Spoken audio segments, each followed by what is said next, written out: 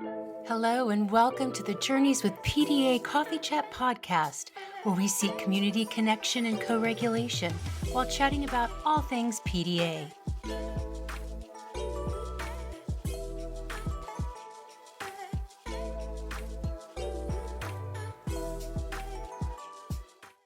Welcome to the Journeys with PDA Coffee Chat podcast. I'm Kerissa. And I'm Heather, and we're excited to be chatting with Sunita, a mom of a PDA-er.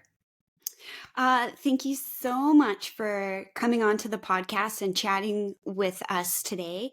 Why don't you introduce yourself and tell us a little bit about you? Sure. So I am based in Georgia, like just outside of Atlanta. I have two kids, 6 and 2.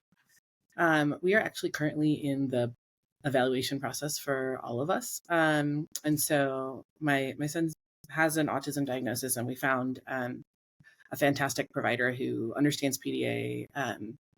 And at the same time, we started to have some concerns about our daughter. And then when you're sort of 2 out of 2 with your kids, you start to look at yourself. And so I'm also in the process. I always thought I had ADHD, but it seems like maybe I'm also on the team. And so we'll know more in the next few weeks. So we're just operating the assumption like our whole family is neurodivergent and really trying to celebrate that. Yay. Wait till you get the laminated membership card. Oh, awesome. I can't wait. Yes. Yeah. Looking forward to my discounts. There you go. So it is it's a big moment, I feel like, when you come to that realization of, there's a reason why things are really different for us. Mhm. And, I also feel like it brought so much, freedom to our family. Right. And so after 2 of my kids, 2 out of 2, were diagnosed autistic, that's when I realized, oh, they are so much like me. Right. And Exactly. I was able to go through the evaluation process and was diagnosed autistic. So in less than 6 months, all three of us were diagnosed autistic. And then my husband, I am very sure he's ADHD. So very, very neurodivergent family. My poor husband is the island of neurotypical in a sea of my son and I. It's funny because I suspected neurodivergence in my husband first. And then I was like, oh, it's me. It's me too. And so we just were like, he was like, I don't need to go through the whole process and spend the money and do a thing to just like to know that I'm different. Mm-hmm. For me, I like answers. I like to navigate uncertainty. Shocked that it took until now to put all the pieces together, but like grateful that we're doing it. And so, and I think one of the things that's really cool about our experience is that we found a provider who's also Indian. And so she grew up here. So she gets like my childhood experience. And there are things that my whole life I attributed to just being Indian and not understanding cultural cues and social things that actually, like, even if I looked like everyone else, might have still been hard. And so that's been helpful in trying to tease out some of those differences. Nice. Okay, so tell us a little bit about kind of the PDA journey with your kids. Yeah, I am. One of the things I talk and write about a lot is making this professional transition to working for myself, to working part-time. And that had started even before we knew anything about autism or PDA. And so when I had my son, I was working in this like really high pressure job and working really long hours. And I just was like, this isn't working. So when he was 6 months old, I started looking for a more flexible job, and I started working for a nonprofit. And then over the course of our time, like my time working there, we noticed like challenging behaviors.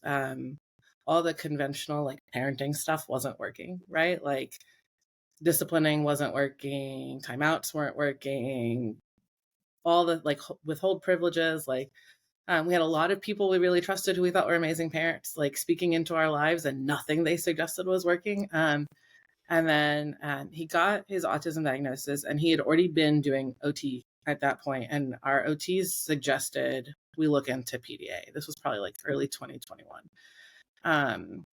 They had just heard about it on a podcast. I think the Learn, Play, Thrive podcast is it's called Two Sides of the Spectrum. And so it's like, it's designed for OTs and SLPs. Like that's sort of her target audience. And they sent me some episodes and said like, listen to this kind of sounds like him. And so I started just reading and learning, and discovered tools like declarative language. And I didn't know we were dropping demands then, but that's basically what we were doing. Like we just called it choosing our battles, basically. Like we weren't gonna go in fighting guns blazing about everything. And eventually we saw our son just start to relax a bit in himself. And at the time he was in an in-home daycare. And I think that also helped because we never had like sort of an institutional academic setting. Like he wasn't in a preschool. There's a lot of flexibility about what he did. And then when he was 5, or maybe the summer before, he was 4, right before he turned 5, we decided to bring our kids home and homeschool.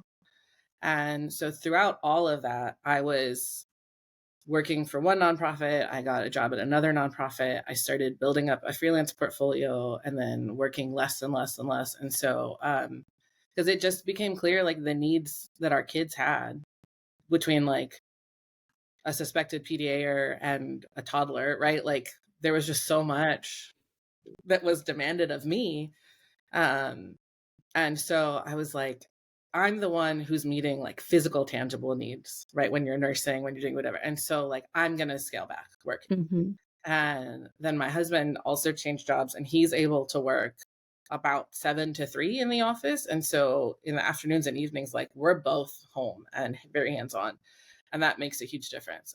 It makes the mornings kind of hard because I'm doing it by myself, but I would rather have a hard morning and a more navigable like bedtime. And so that's kind of like where we are now. I work with 2 nonprofits and an executive coach doing like marketing and copywriting. And they're very understanding. I also am really vulnerable and transparent with them about like what's happening at home and what our kids' needs are. And they get, I think, a more affordable marketing solution that way, because I keep my rates pretty low because I know I'm going to need a lot of flexibility. And so I think like it's been this like iterative process going, this is working, this isn't working. And like we've had to talk a lot. My husband and I've had to just keep communication super open about like what we need as a family financially and logistically and relationally to get there. It's such a it's really like it kind of, it's the mom thing, like it's the mom guilt, and you're so torn between wanting to help provide financially, or being able to go out and have social interactions at a job, and like sort of have a life and interests. And then at the same time, when you have kids who just, they just need so much, and they just need more, and you kind of get into this place, I feel, for me anyways, I didn't have a choice. Right. That's what I felt like. Right. I didn't have a choice because my kids needed me so much. There's so much to it. And so I had a full-time job before having kids. It was a really great job. I liked it. Like all the things, it was good.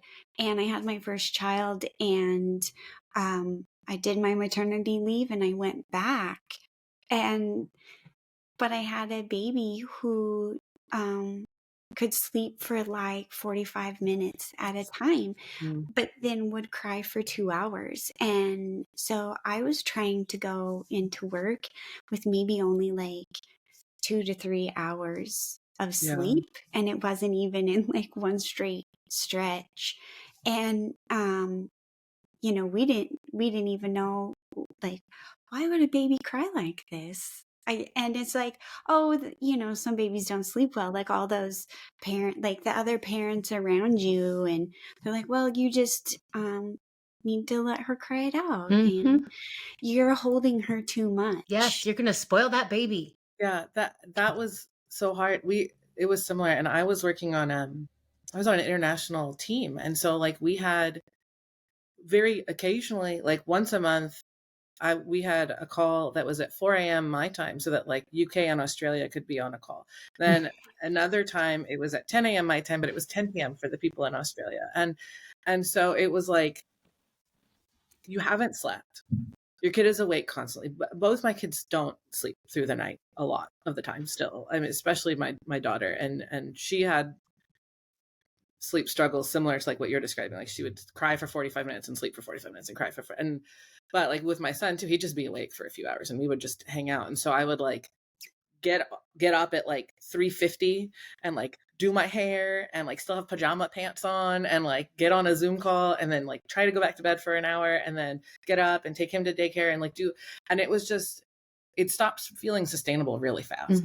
And so I went, okay, can I work less? Can I work closer to home? Can I like just do something different? And the job I ended up getting, we also had to decide like how much of a pay cut can I take, right? Like, because I thought I would just always work full time, and for a season I would work like a less demanding job. I had these dreams of like being on a Forbes list someday, right? Like I thought, I'm gonna be this like corporate, boss babe kind of thing, and then like that's not my life. And I'm so grateful that I was able to like process that and grieve that, but it's hard. It's hard to let go of these dreams you have, even if it's the absolute 100% right thing you need to be doing. And yes. We got to stop right there, because that's it right there. Like that is so key. It's hard, even if it's 100% the right thing. And I think you really nailed it right there. I mean, we had already been talking about scaling back.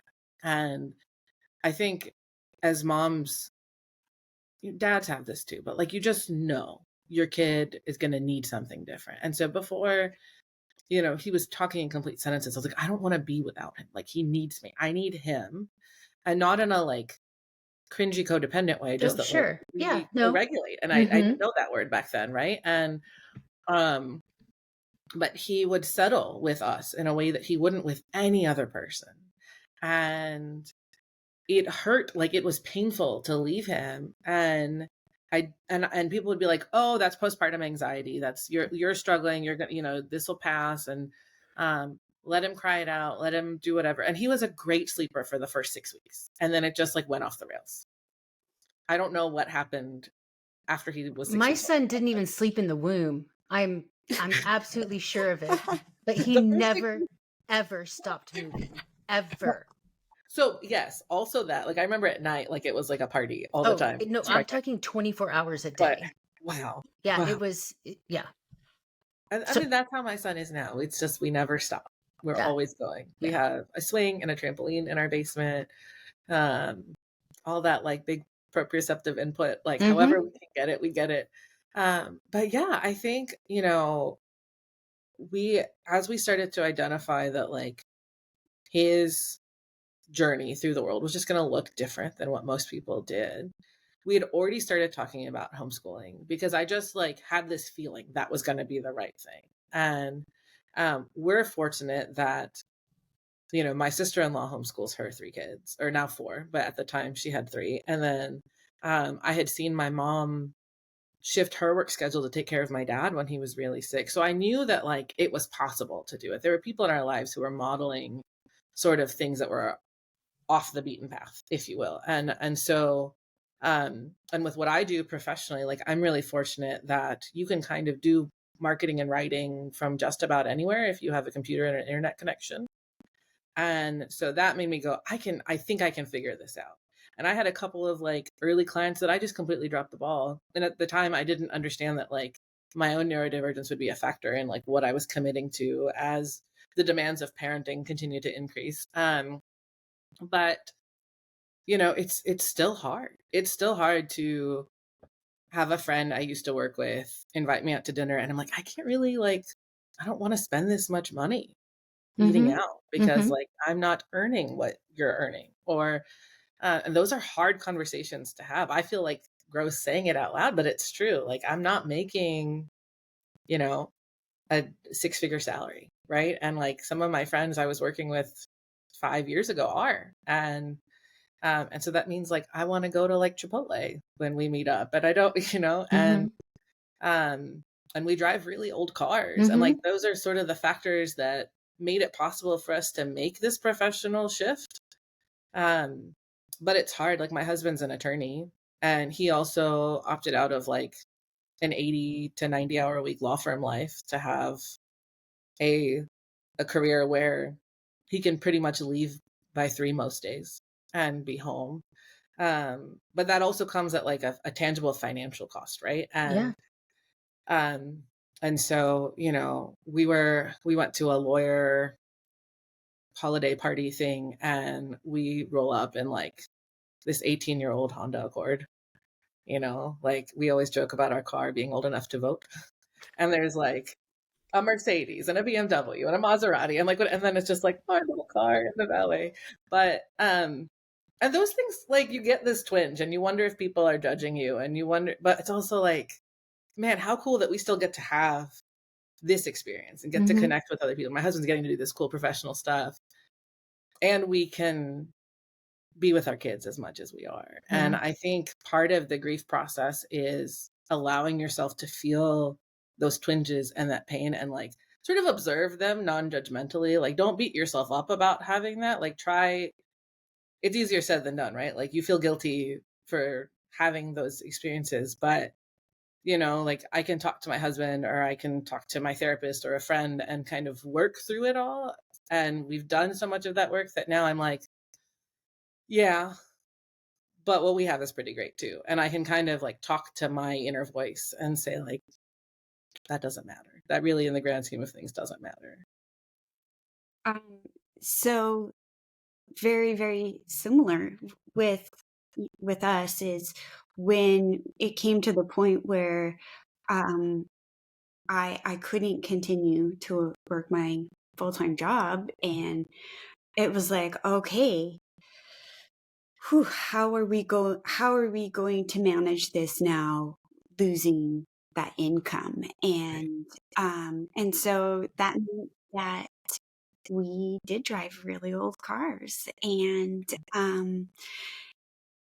we still have old cars, and we work really hard to take care of them, but they're older, and but at the same time, because they're old cars and we keep them, they're paid off, so Mm-hmm. that's what gives us the freedom to live a very different life, and there's a lot of shifting of priorities, and that is like, we're not going to go out to eat as much, and we don't go to the movies, and we have to make dinner out of ingredients, and sometimes Ingredients, not the ingredients. yes, and like those are kind of the things where um you have to let go of a Mhm. lot, and realize that um you know that's kind of the cost of having this really different lifestyle Mhm. that we live, and And like you said, you have that first child and you're kind of like, ooh, this is a lot. And then you have that second, and then you're like, okay, so this one's a lot in a very different way. And it was definitely with my second child, because my first is my PDA, and she is like wild, fast, loud, charismatic. Like she is the go, go, go type of girl. And then I had my second, my son, and he was that one where you talk about like you can't leave that child because it's like I don't know that they will survive without me. And you know, nobody, we didn't know that any of us were autistic. And um, also that piece right there, that I didn't know I was autistic. I just was like, how come other moms seem to be like being moms, and Yeah. I'm like, I felt like I was scraping through, you know, like belly crawling through war zone trying to survive. And that was because here all three of us are autistic. We don't know. And then you get all the advice and tips, Yeah. and Yeah. you're like, oh, okay, well, you must know, because you know you have older kids or books or whatever. And um especially with the PDAs, and they're like, have a sticker chart. And Sorry. I'm Well, laughing at this. and on the other side of that, I oh, was a former, I mean, I was a teacher, and Right. I fell into being a stay-at-home mom because I had my son during winter break, and I had to take FML, what is it, family leave for Yeah. the second semester. But then we ended up moving um, back to the mainland. We were in Hawaii at the time. And and then it was like around the time of the recession, and there were just no jobs. But I could, again, just like Kerissa said, I couldn't put my child down. How could I Yeah. possibly go and, get a job?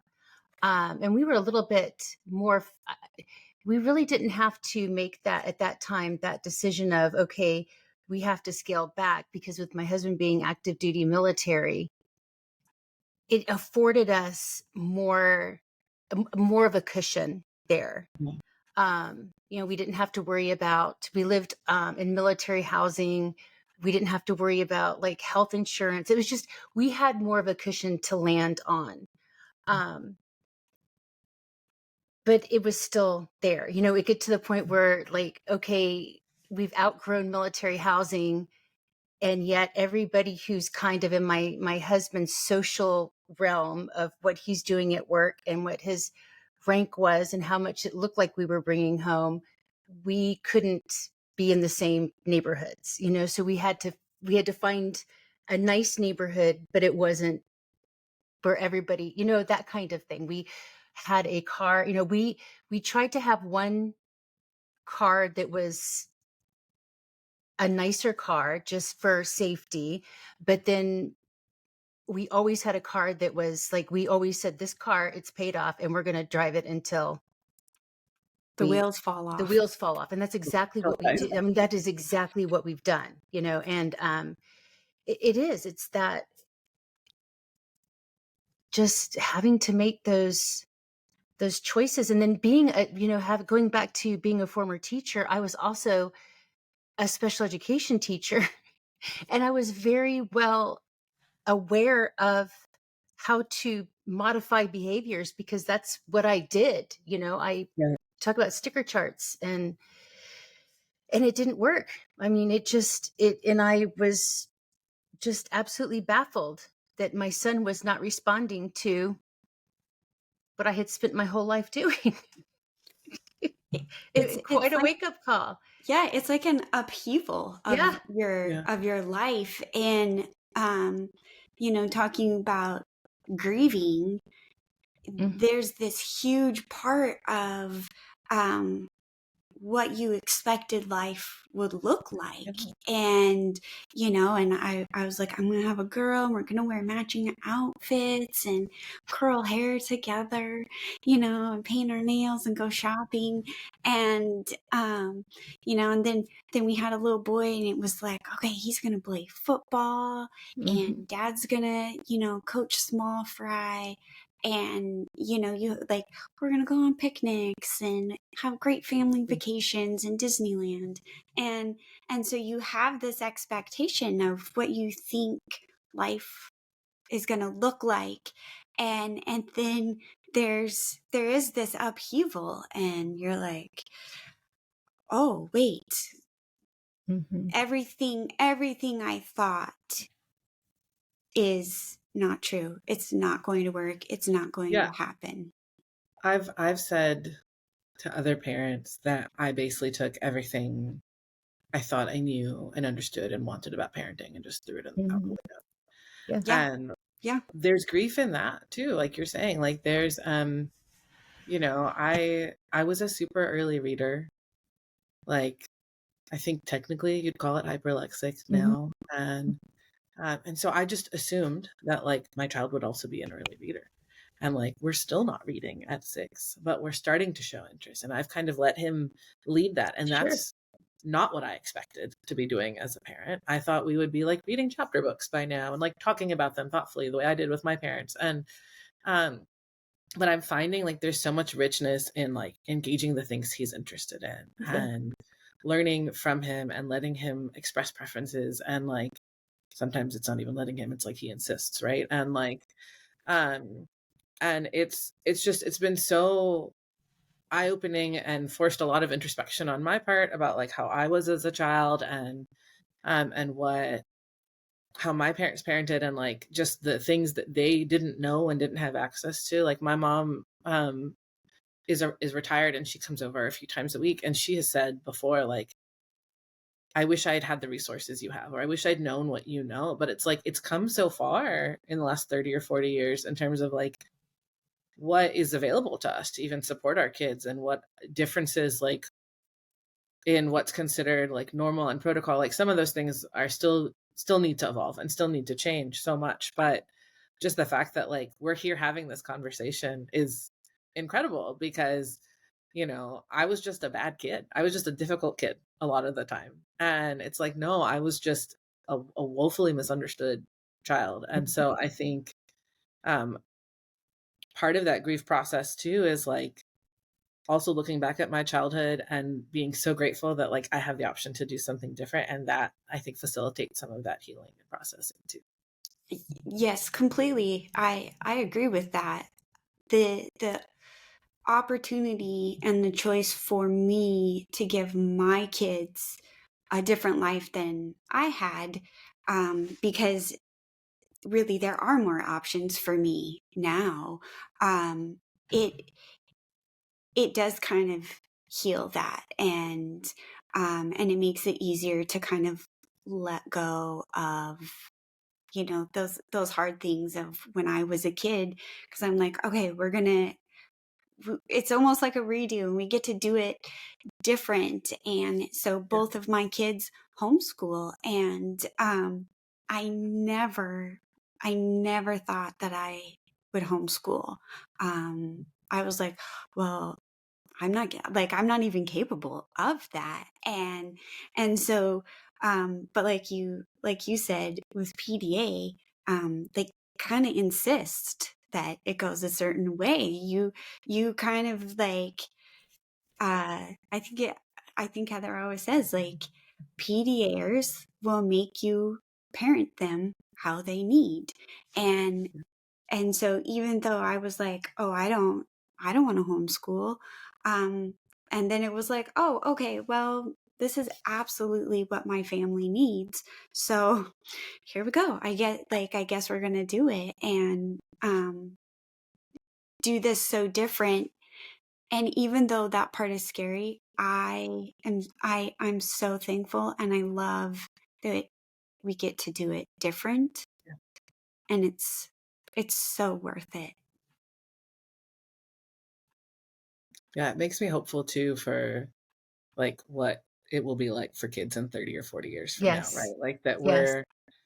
we're already existing with so much more freedom and less limitations, and our kids are getting to be themselves in a way that, between like sort of feeling like you have to follow social rules and what's expected of you in the home and like what good parenting looks like. And so who knows what it'll look like in a few more decades, right? And I get really hopeful and excited that like if my kids decide to have kids someday, that I'll get to say, wow, I wish I'd had what you had too, the way that my mom says to me, because it just, as hard as it is and as much sort of needs to change systemically, like I try to be really hopeful that it can continue to get better. And I think stuff like y'all's podcast, the way, if we can continue to use the internet for good, connecting with each other, accessing more resources, making more things available to people who might not otherwise be able to connect with them, it means more and more kids will get support, and that means that they'll be able to support the next generation of kids, and that's just really beautiful and hopeful.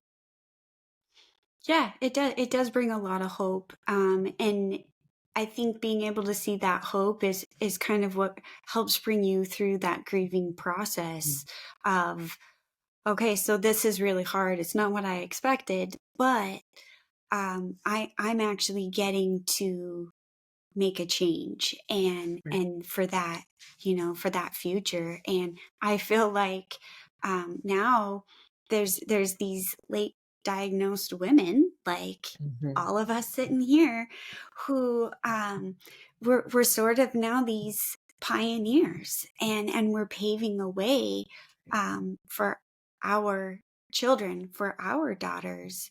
And so that brings a lot of healing to me, and it brings a lot of encouragement to know, when we're like, hey, I'm autistic too, and also that's okay. I'm not ashamed of that. Right. Right. And that is sort of a gift that we're giving now to our kids, and to those other generations of, you know okay, this is okay, and we can do this, and also you can live different, you can do things in a Yeah. different way.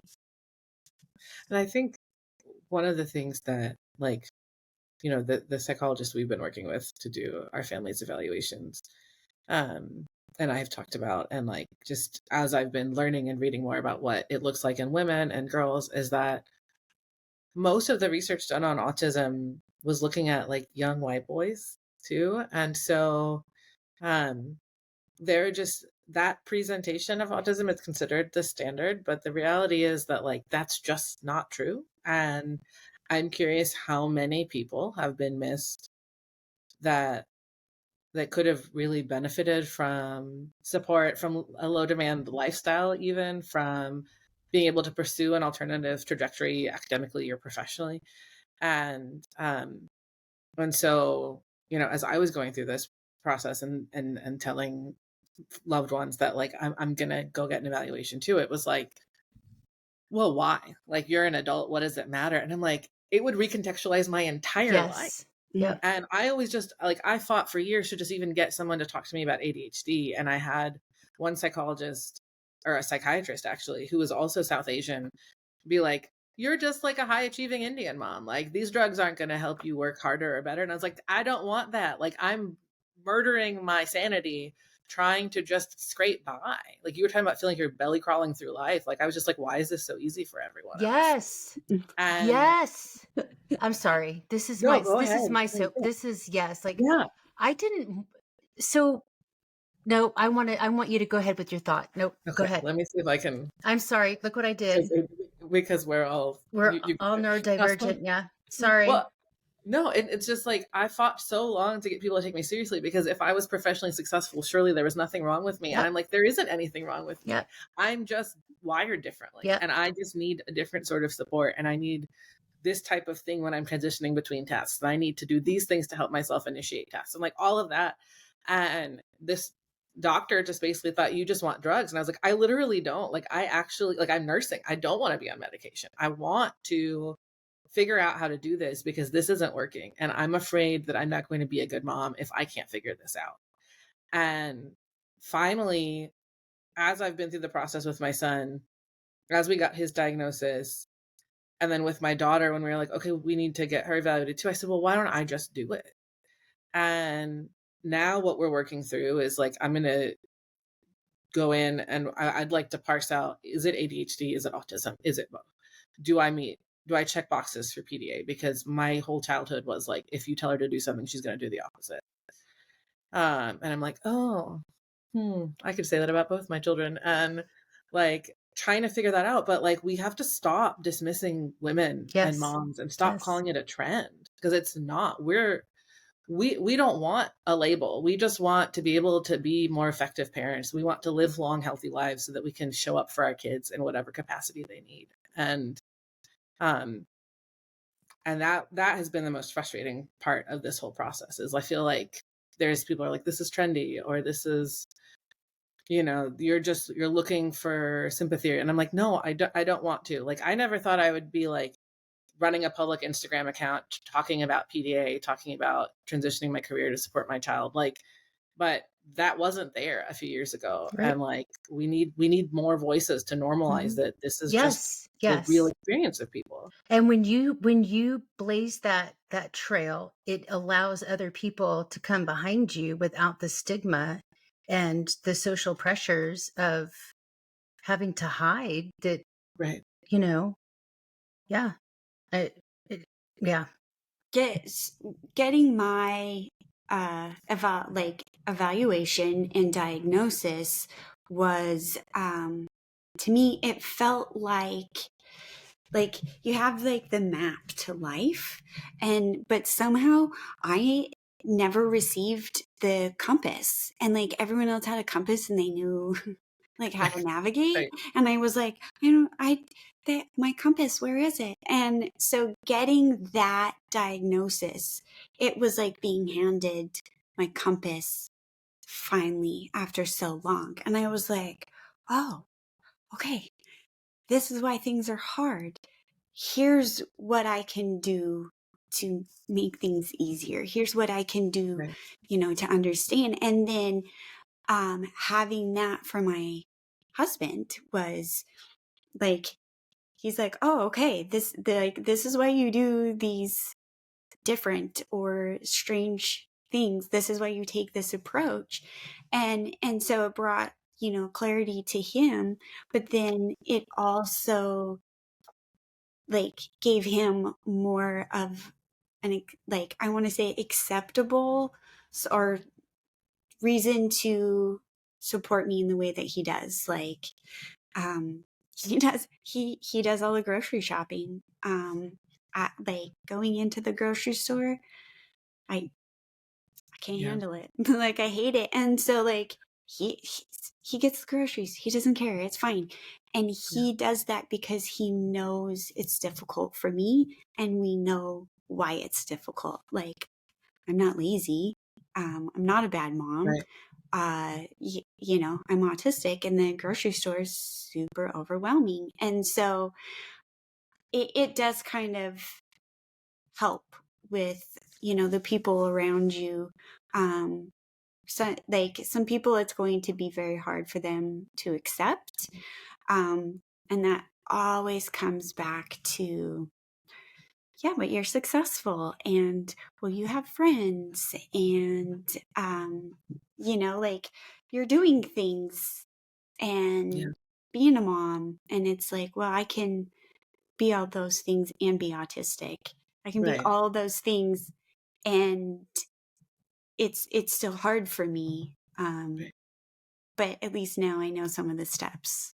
Mm-hmm. And I think, like, I was just talking to my therapist about how being on this journey for myself has increased my capacity for self-compassion too. That like, I'm not, so it's like, I see the same thing in my marriage. Like, my husband and I think, are starting to be able to just like have more grace and compassion. Mm-hmm. but also like for myself, like I've spent so much of my life being like, why am I like this? Yes. Why is this so hard for me? Everyone else Yes. is doing this Yep. and they're barely breaking a sweat. And I Yep. am over here, like I'm doing this with like 300 pounds on my back. Yep. And I'm like, oh, it's because like it's just different up here. It's Yep. different in my head. It's different in the way my body experiences sensations. Um, and that's been like, that's allowed me to just be like go to my like my little self and be like, there's nothing wrong with you. Like you're good. And I think that's so healing and so important. And my hope is that, you know, for my kids too, like that they're seeing me and experiencing me like going through this, that like in their adulthood they'll be able to be like, no, I'm just different. Like it's cool. And instead of the like shame and guilt that I'm trying to like peel off of myself now. Yeah, it's hopefully we can just give that to our kids, where they're not even going to take the perspective of being um weird or broken, or that they're like, oh, I'm just different. And also being able to then find your people who are different just like you. And so the other day my son was like, why do I have to be so different? Why am I different? And so he has this really great group of neurodivergent friends, and they're all online friends. And I was like, well, you might be different than somebody else, but you're the same as all of these guys here. And it like, he like lit up and he was like, I am the same as them. And so it was able to remove the, why am I different? Because now you get to find your community, and you find people who understand you, and then you become, now I'm the same. We're all the same. And that is super healing. And um, I want to give my kids the life where they go, oh, well, I'm just the same as these one, as my Yeah. people. And that, not that shame and outcast type feeling. Yeah. I mean, I think it's so human to like want to belong, Oh, right? yeah. And to want to feel connected to other people, and so I love that, and like we're trying to figure out like, you know, where will our kids belong, and like we've joined a homeschool community that is largely neurotypical, but like they just know us and they love us, and they know that sometimes like my son is going to sit on the floor instead of in a chair while all the kids are doing something together, or he's always got fidgets, or he's always got snacks or whatever. I'm like, yeah, that's just how he is. And it's not this like uncomfortable thing. Whereas like we've been at events with friends and neighbors, and you know, someone's friends from school will be there and I'll see them exclude my son and he gets very hurt about it. And then we sit and I'm like, here are all the people who love you, who Mm-hmm. don't call you names, who don't say things about you, who don't whatever.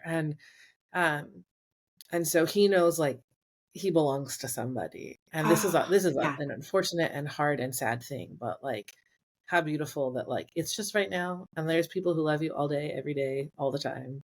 And we can call any of them right this second and they would, you know, FaceTime with you or do whatever. Uh and I wish that like I had that as a kid too. You know, I wish I spent a lot of my adolescence online. And I think it's because I was connecting with people that I related to or connected with. Actually, a lot of them that I'm still in touch with are now have now identified that they're neurodivergent too. We just didn't know it when we were like 15 and 16. Yeah.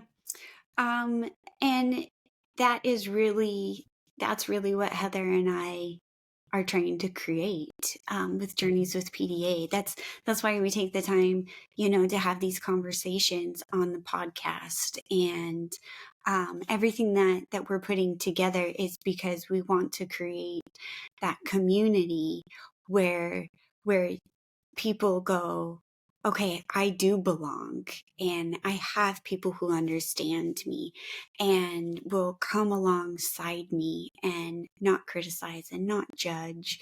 And because it's so, so important to have that place where you belong. And so that's what we're creating or trying to create. And um, I'm so excited that we get to have you now in our community. Like you're one of us. You're part.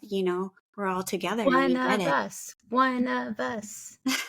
Wait till you get the card, the laminated card. Can't wait. I'm so excited. I'll bring it to the retreat There you when go. Yes. It's the card. Yes. Congratulations. You've been diagnosed with the TISM. It's Yes. the TISM group. Yeah. And so you have your place.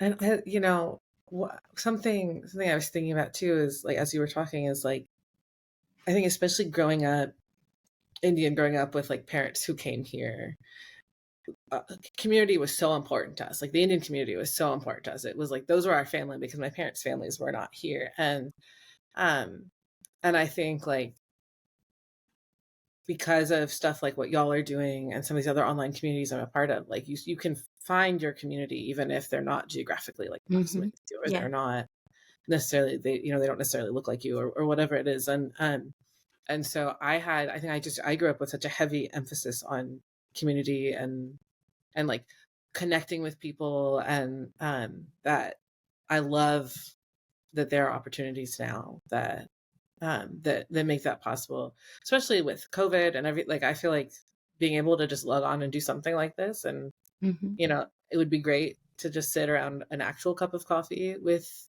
y'all, but this is still so good and so important. Yes.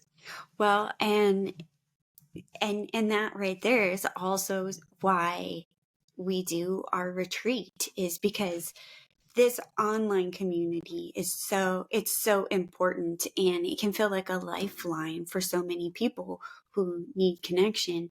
But then at the same time, it's like we really want to also get to be in the same room and sit together and cry together and hug each other. And so that is that um that's the why behind our retreat. And that's why we call it a retreat, because it's about coming together. It's about our community. So yeah, it's good to have you part of the community.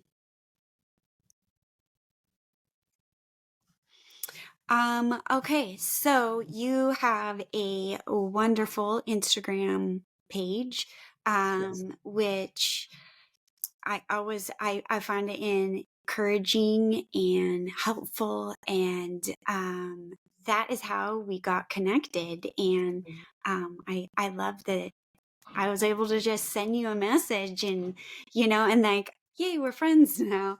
So okay, we will make sure that all of the information so that people can get connected with you will be in the podcast description. But why don't you tell us what your Instagram handle is?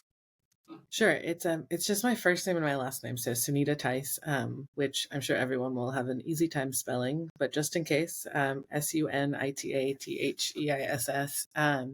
I also have a Substack where I'm writing a little bit about like parenting and neurodiversity, but also I write poetry, and so some things about that whole process, and kind of whatever strikes me every week. But that's also linked on my Instagram. And if people want to reach out, I try to go through my DMs. I don't have, we're coming up on almost 500 followers, which is cool, but I try to respond to people. I'm also plugged into the PDA USA Facebook group. So if y'all join that, I know we share your content quite a bit in there as well. And yeah, if people want to reach out, I'd love to connect, love to talk to people. I think my dream someday is to be able to like do kind of what y'all are doing, where we have like a group of moms who are trying to figure out professional transitions and things like that, because we're caring for our kids. And so maybe by the time the retreat is around, I'll have something going. So Awesome. Well, thank you so much. We are so happy that you were able to join us today. thank you. This hour has gone by very quickly. Yes, Like it it has. really has. Yeah. Thank y'all so much. I'm so glad we got to talk and I got to like officially meet y'all. Yeah, and Yeah. I hope that I really do hope that we get to meet each other in person in October at Yeah, the retreat. I'm doing everything I can to That be would be there. amazing. Absolutely amazing. Okay, so if anyone would like to learn more about pathological demand avoidance autism profile, you can learn more at journeyswithpda.com. We share a lot of resources, and we are building a community. So thanks for listening.